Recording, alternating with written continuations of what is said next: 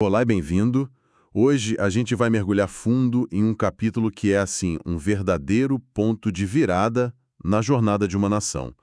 Temos em mãos o capítulo 2 de Deuteronômio e, para nos guiar, contamos com as notas e comentários de duas Bíblias de estudo, a versão Holleman e a Nova Almeida atualizada. A nossa missão aqui é desvendar um momento, sabe, de altíssima tensão. Depois de quase 40 anos no deserto, uma nova geração de israelitas está finalmente às portas da Terra Prometida. Mas o caminho não é uma linha reta. Vamos explorar ordens divinas que parecem contraditórias. Primeiro contenção, depois conquista. E, claro, descobrir quem eram os povos que viviam nessas terras, incluindo alguns gigantes. E o que é fascinante, assim, é como esse capítulo estabelece um princípio fundamental.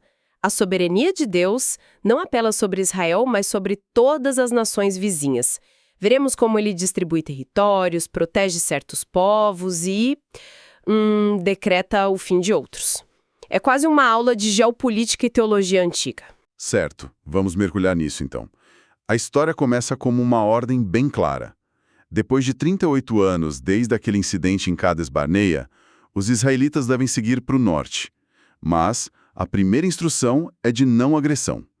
Eles precisam passar pelo território de Seir, lar dos seus irmãos, os descendentes de Esaú. Exato. E essa relação de parentesco é a chave para entender a ordem. Esaú era irmão de Jacó, que mais tarde se tornou Israel. Portanto, a ordem divina é explícita. Não provoquem, não lutem com eles. A razão, segundo o texto, é que o Monte Seir foi dado por Deus a Esaú como herança. A terra deles é intocável para Israel. E vai além de apenas não lutar, né? A ordem é para comprar comida e água deles com dinheiro. É um detalhe muito, muito específico. Exatamente. Isso reforça duas coisas.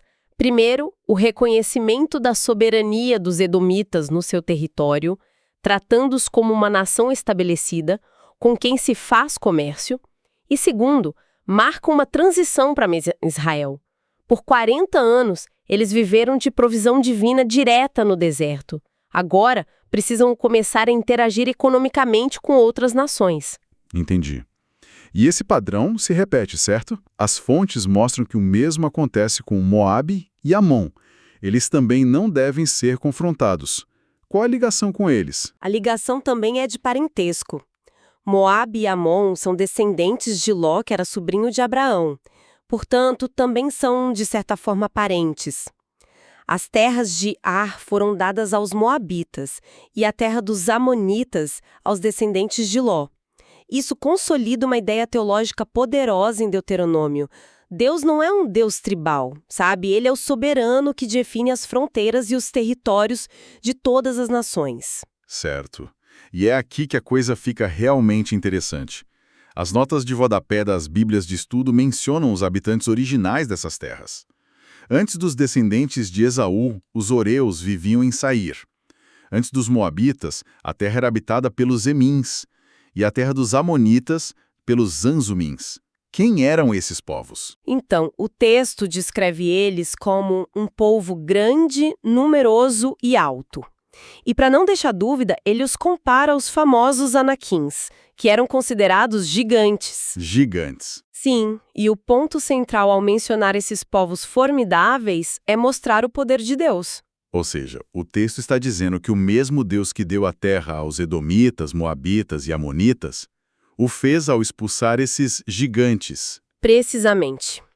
Se a gente conecta isso ao quadro geral, essa informação serve como uma poderosa mensagem de encorajamento para Israel. A lógica é, se Deus fez isso por seus parentes, ele certamente tem o poder de fazer o mesmo por eles na terra que lhes foi prometida, que também era habitada por povos poderosos. É uma lição de história e um impulso de fé, tudo em um só pacote. Exatamente. É uma forma de dizer, aquele medo que a geração dos seus pais teve dos gigantes era infundado, eu cuido disso. Certo. E essa preparação mental é crucial, porque depois de toda essa diplomacia forçada, o tom muda drasticamente, né? Chegamos em Seom, rei dos amorreus, em Esbom, e a ordem agora é outra. É uma virada total. Mas a abordagem inicial de Israel é a mesma. Eles enviam mensageiros pedindo passagem pacífica, oferecendo-se para pagar por tudo que consumissem, assim como fizeram com os outros povos. Mas Seom recusa, categoricamente, e se prepara para a guerra. E o texto diz que o Senhor, seu Deus, endurecera o seu espírito e fizera obstinado o seu coração. Isso soa familiar. Lembra muito a história do faraó no livro do Êxodo. A conexão é direta, e as notas da Bíblia Holman apontam para isso.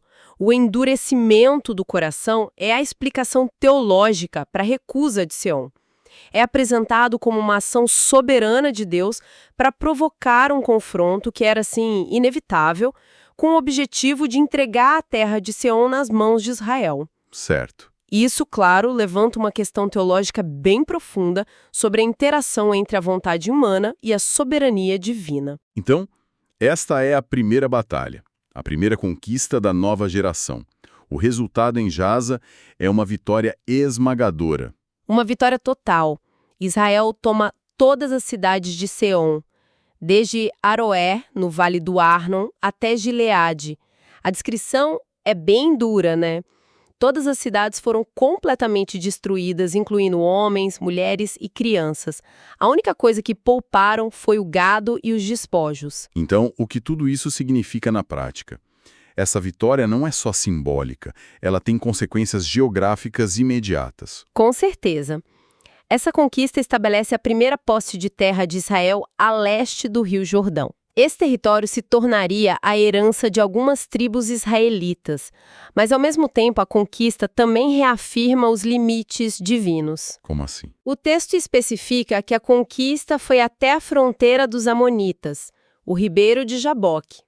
Eles foram instruídos a não avançar sobre o território de Amon, pois aquela terra pertencia aos descendentes de Ló. Então, mesmo no auge de uma vitória militar decisiva, divinamente sancionada, ainda existem fronteiras que não podem ser cruzadas. Exatamente. A conquista é autorizada por Deus, mas também é limitada por ele. Isso reforça o tema central do capítulo. Deus é quem distribui a terra e estabelece as fronteiras das nações. A vitória sobre Seom foi o primeiro sinal tangível, isso é sangrento, de que a promessa de dar uma terra a Israel estava começando a se cumprir. Resumindo, então, nossa análise de hoje. Deuteronômio 2 nos mostra uma jornada de contrastes, né? Um longo período de paciência e passagem pacífica ao redor de povos parentes, seguido por uma súbita, violenta e divinamente orquestrada primeira conquista. Vimos temas de soberania divina sobre todas as nações, a importância dos laços de parentesco e o início do cumprimento de uma promessa antiga. E isso nos deixa com um pensamento para reflexão. O capítulo traça uma linha muito clara entre como Israel deve tratar seus parentes com paz e respeito às suas fronteiras e seus adversários, como os amorreus, que deveriam ser confrontados e desapossados. Isso levanta uma questão que ecoa através dos tempos. Como uma comunidade ou nação define quem é irmão e quem é inimigo. Os critérios usados aqui, baseados em linhagem e decretos divinos, moldaram identidades e conflitos por milênios, e o debate sobre como traçar essas linhas continua até hoje.